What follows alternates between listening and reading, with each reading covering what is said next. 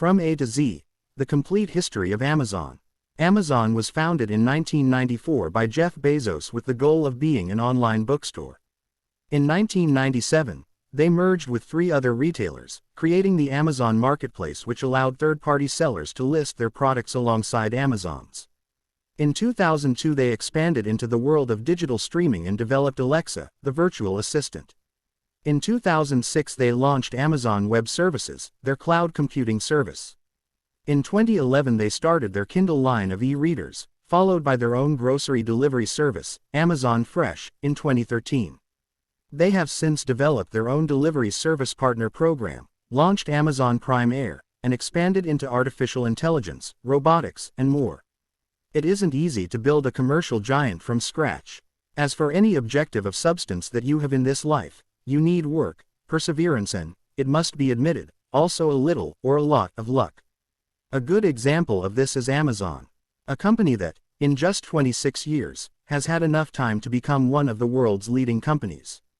A company with a history on the same level as others like Apple, Google or Microsoft. One of those companies that begins in a dusty and abandoned garage and ends in a skyscraper. A brief history of Amazon. Cadabra. Jeff Bezos, a young man fresh out of Princeton, the university he graduated from in 1986, quickly began to make a name for himself in the business world, eventually becoming vice president of the major Wall Street firm Shaw & Co. A position he left in 1994 to launch his own company in Seattle, Washington. After reading a report on the future of the Internet that projected annual growth of web commerce of 2,300%, in the space of a garage, Seattle in 1994, Jeff Bezos decided to build his new online company.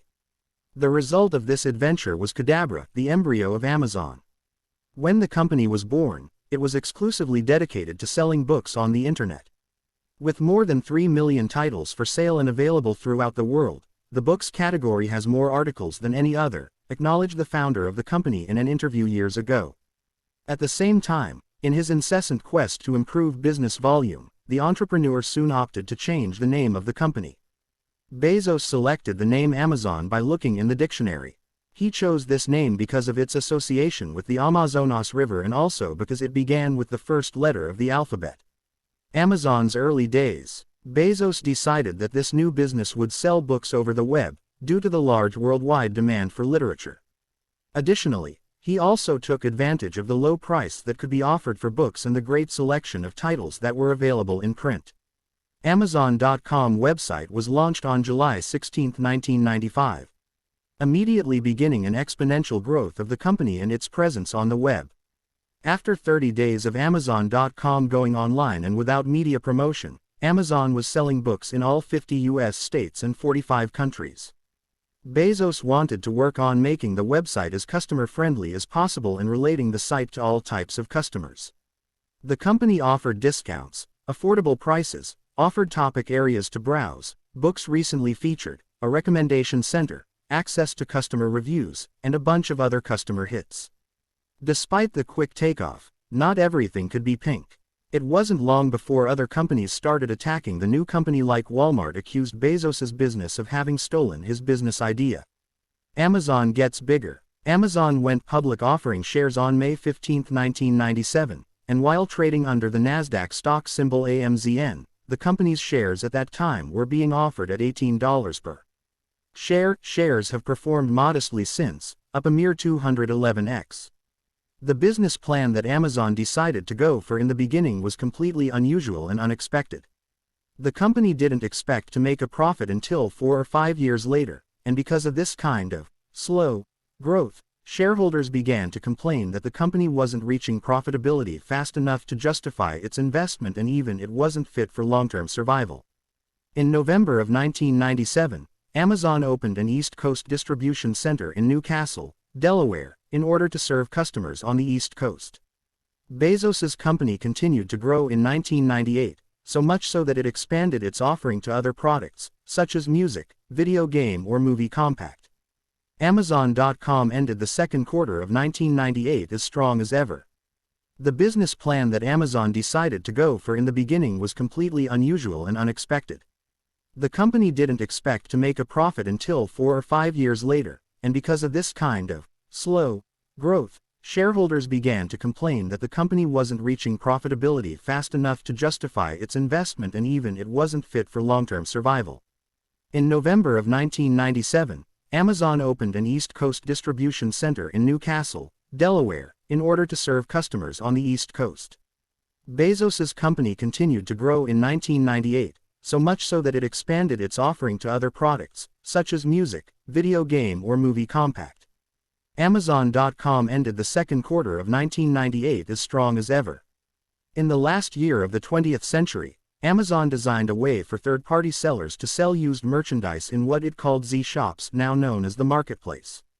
This program was a success during the first months since 1/4 of consumers had bought something using this service. Besides, Bezos ended the year by the big door when Time magazine honored him with its prestigious Person of the Year award.